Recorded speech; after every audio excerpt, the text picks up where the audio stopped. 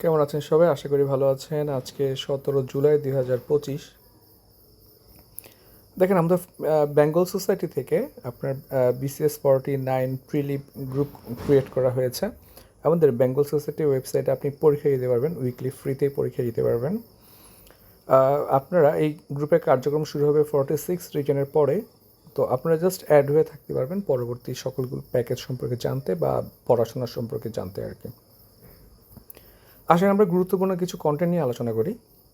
গোপালগঞ্জে কালকে ইস্যুটা তো কালকেই আলোচনা করেছি, তাও আজকে হেডলাইনে আসছে।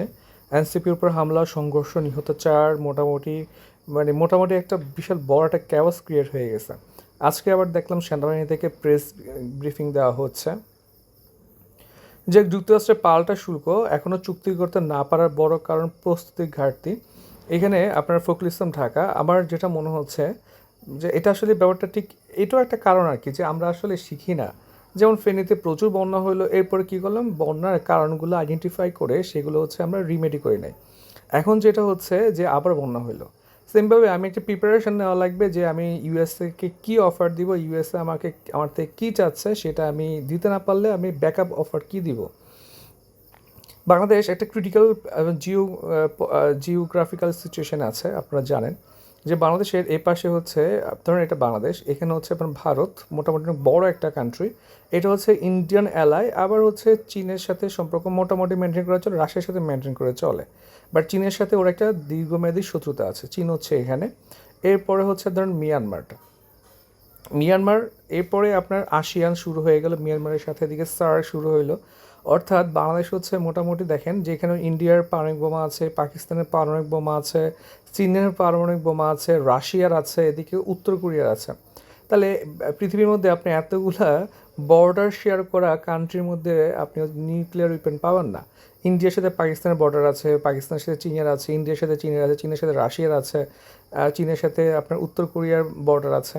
তাহলে এতগুলো একটা কমপ্লেক্স সিচুয়েশনে বাংলাদেশ একটা গুরুত্বপূর্ণ জায়গায় আটকে গেছে।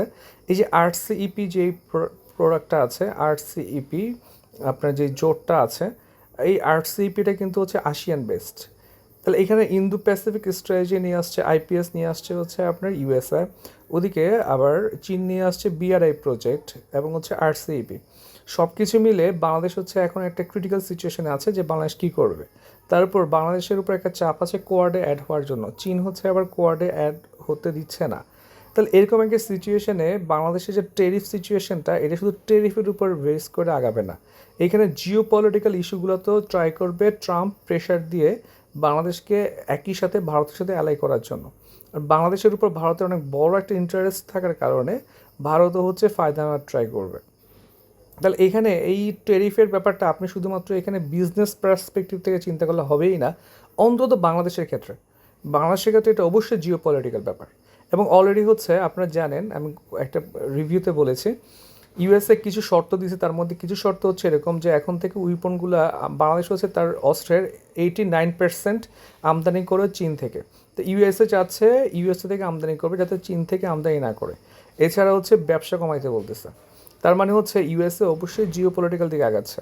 সো বাংলাদেশকে এটার অ্যাগেনস্টে এটাকে কীভাবে সে নিউট্রালাইজ করবে এটা ভাবতে হবে। দেখেন, নিয়োগ পদোন্নতিতে রাজনৈতিক পরিচয় জানার বিধান বাতিল হচ্ছে, এটা খুব ভালো একটা ব্যাপার হবে। আপনার রাজনৈতিক, আপনি কোন দলের সদস্য মতাদর্শে আছেন কি না, এইটার সাথে আপনার চাকরি পাওয়া বা পদোন্নতির কোনো ব্যাপারই নাই। দেখেন যে আপনার যেটা প্রয়োজন সেটা হচ্ছে সে জবে ঢুকে রাজনীতি করতেছে কিনা, জবে ঢোকার পরে রাজনৈতিক কোনো একটা মতামতকে সে প্রাধান্য দিচ্ছে কিনা, বা রাজনৈতিকভাবে সে তার পদটাকে ব্যবহার করতেছে কিনা। বাংলা পুরো মানুষ মানে হিউম্যান বিংটাই হচ্ছে একটা পলিটিক্যাল অ্যানিমাল, ঠিক আছে, বিখ্যাত একটা কোটেশন আছে না। তো মানুষ মাত্রই রাজনৈতিক, মানুষের একটা রাজনৈতিক থট থাকবে। এইটার জন্য আপনি সে একটা মেটেরিয়ালস ছেলেকে আপনি চাকরি দিবেন না, সেটা হবে না। বরং আপনি এমন সিস্টেম করা লাগবে চাকরি পাওয়ার পরে যাতে আপনি সে ওই রাজনৈতিক মতাদর্শের মানুষকে বেশি হেল্প করতে না পারে। অর্থাৎ জব চলাকালীন সময়ে সে কেমন বিহেভ করতেছে, কী করতেছে, এখানে চেক করা লাগবে। বা জব করতে দিবেন না, এটা খুবই একটা সাংবিধানিক অধিকার লঙ্ঘন করতেছেন আপনারা। যাই হোক, দেখেন, অন্তর্বর্তী সরকারের বিবৃতি, এনসিপি সমাবেশে হামলার শাস্তি হবে। আচ্ছা, সব ক্ষেত্রে বৈষম্য দূর করার আহ্বান করা হয়েছে। জুলাই শহীদ দিবস পালন, আমরা সবসময় এটাই বলি যে বর্তমান সরকারের কাজ সংস্কার করা না, বর্তমান সরকারের কাজ বৈষম্য দূর করা। এখন বৈষম্য দূর করতে যে যে চেঞ্জ আনা দরকার সেটাই সংস্কার, মানে বৈষম্য দূর করার একটা স্টেপ হচ্ছে সংস্কার করা। বাট বৈষম্য দূর করা হচ্ছে আমার গোল, সংস্কার করা আমার গোল না। এই বৈষম্য গোলটা রিচ করতে গেলে গিয়ে আমি যে স্ট্র্যাটেজি মেনটেন করতেছি সেটা হচ্ছে আমার সংস্কার হইতে পারে, হ্যাঁ, বা বিভিন্ন কিছু হইতে পারে আর কি। দেখেন গোপালগঞ্জের কী অবস্থা, মানে এটা আসলে মানে খুবই হৃদয় বিদারক এবং হচ্ছে খুব বেশি ভায়োলেন্ট। যদি আমি পুরোটা ফলো করি নি কারণ সামনে 46 রিটেন আছে, বাট এটা খুবই অ্যাক্সেস হয়ে গেছে আর কি। মানে এটা মানে যাক, এটা নিয়ে ডিসকাশন আমরা অনেক সময় অন্য সময় করবো যেহেতু সামনে পরীক্ষা। তত্ত্বাবধায়ক সরকারের রূপরেখা নিয়ে 3 মত। ঐকমত্য কমিশনে বিএনপি জামাত এনসিপির পৃথক প্রস্তাব নিয়ে আগামী সপ্তাহে কমিশনের বৈঠকে আলোচনা হতে পারে। তাহলে দেখেন, তত্ত্বাবধায়ক সরকার ব্যবস্থা পুনর্বহালের বিষয়ে রাজনৈতিক দলগুলো একমত হয়েছে, তবে সরকারের রূপরেখা নিয়ে মতভিন্নতা রয়েছে। স্বাভাবিক, এটা আলোচনার মাধ্যমে ঠিক হবে। তাহলে দেখেন, এই পর্যন্ত 3টা নির্বাচন হয়েছে সম্ভবত তত্ত্বাবধায়ক সরকারের অধীনে। একটা হচ্ছে 1991, এরপর হচ্ছে 1996, এরপর 2001। তাহলে এই কেয়ারটেকার গভর্নমেন্টটা কিন্তু পরীক্ষার জন্য 46 রিটেনের জন্য খুবই গুরুত্বপূর্ণ এবং 47 পিলির জন্য। ডেঙ্গুতে এখন পর্যন্ত 60 জন মৃত্যুবরণ করেছেন। পদ্মা সেতুর এলাকাসহ বিভিন্ন স্থানে অবরোধ করা হয়েছে গোপালগঞ্জে হামলার প্রতিবাদে। এছাড়া আমরা যেভাবে ইতিহাসে শরিক হলাম, জুলাই গণঅভ্যুত্থান পড়ে নেবেন আর কি। এখানে তেমন কিছু নেই। মেট্রোর পরশে বদলে যাওয়া মিরপুর, এবং শুধু মিরপুর না, দেখেন আমার একটা রিসার্চ আইডিয়া ছিল, রিসার্চ ব্যাপারটা এরকম, কন্টেন্টটা এরকম ছিল, টাইটেলটা, যে আপনার যে ট্যুরিস্ট প্লেস কীভাবে হচ্ছে লোকাল লাইফ বা ইকোনমির উপরে কী ধরনের ইম্প্যাক্ট ফেলে। তেমনিভাবে আপনি যখন মেট্রোর আপনি একটা স্টেশন দিবেন, সেখানে প্রচুর মানুষ যাতায়াত করবে, স্বাভাবিকভাবে আশেপাশের পুরো লোকাল লাইফটাই চেঞ্জ হয়ে যাবে। সো এই ধরনের মানে স্ট্রাকচারাল যদি কিছু আপনার অসাধারণ কিছু বিল্ড করতে পারেন, মানে এটা নিঃসন্দেহে গত গভর্নমেন্টের একটা অ্যাচিভমেন্টও বলা যায় আর কি। সো এটাকে যদি তারা অনেক খারাপ কাজ করছে, বাট অ্যাচিভমেন্টগুলোও আপনি অ্যাকনোলেজ করতে পারেন যে মেট্রো রেলটা আসলে ভালো একটা পদক্ষেপ ছিল। আমার মনে হচ্ছে মেট্রো রেলের আওতা বাড়াইতে হবে। এবং আমি নিজেই হচ্ছে আপনার একটা ভাইবা ছিল মতিঝিলে বাংলাদেশ ব্যাংকে। সো আমি আপনার ফার্ম গেট থেকে 7.5 মিনিটে চলে গেলাম এবং খুবই কম টাকা দিয়ে আবার চলে আসছে। হ্যাঁ, আমার জ্যাম পড়া লাগে নাই এবং হচ্ছে টাকা খরচ হচ্ছে না, ব্যাপারটা আমার খুব ভালো লাগছে, আই এম স্যাটিসফাইড। সো আপনারা আশা করি স্যাটিসফাইড ব্যাপারটা নিয়ে।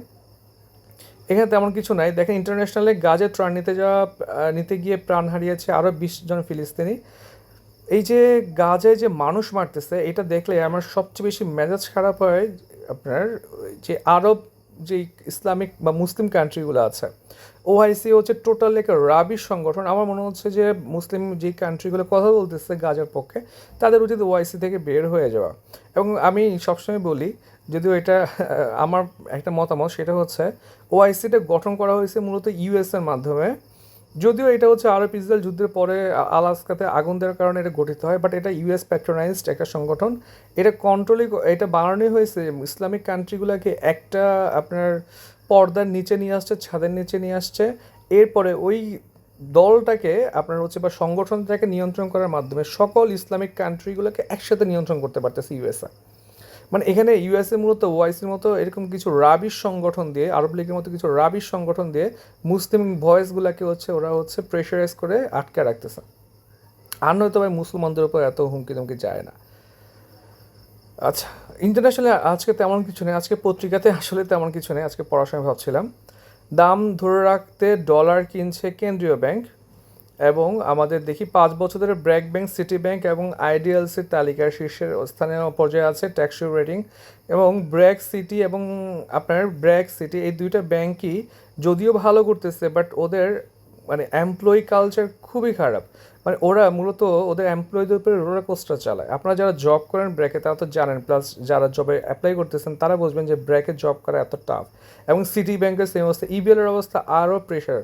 এবং হচ্ছে এই 3টা ব্যাংক নাম করা জব সেক্টরে, যে ব্র্যাক, সিটি, ইবিএল। তো আমাদের মনে হচ্ছে একটু এমপ্লয়ি বান্ধব হওয়া উচিত।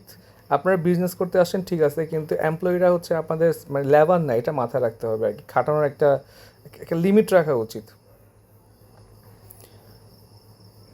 এছাড়া দেখেন, বিমা আইন সংশোধনের উদ্যোগ নেওয়া হয়েছে। এক পরিবারের শেয়ার 10% বেশি নয়, এরকম একটা নিয়ম আনতেছে।